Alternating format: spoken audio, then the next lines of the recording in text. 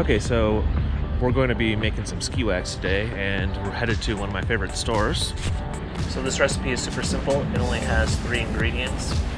It's wax, Ivory Soap, Graphite. So you start off with a double boiler. I'm using an alcohol burning stove here, and all you have to do is put a can on there and put some water in it.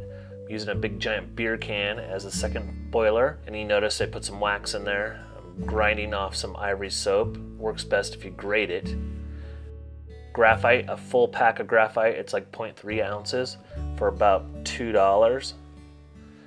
And then be sure to stir until it melts 100% of the way. Be patient with this. You want it to be fully melted. It feels like it takes forever, but it's only about 10 or 15 minutes.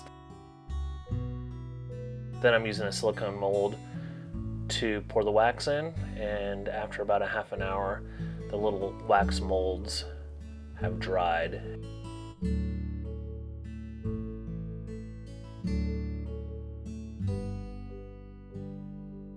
And they make a cool little skeleton. It's kind of our live rogue style. Then all you do is just rub it on. Right here I made a bigger block, but it's the same concept. You just rub the wax on. You can use a heat gun if you're at home. It helps cut it into the base there. Then after that I rub some straight Ivory Soap on there. In the springtime it really helps release the surface tension off of the ski in the snow, because it can really grab you and feel like it's going to throw you right in your face. Then after that you just brush it down. This is not 100% necessary, because every few runs you'll probably want to add another layer of wax on there. Alright, thanks for watching.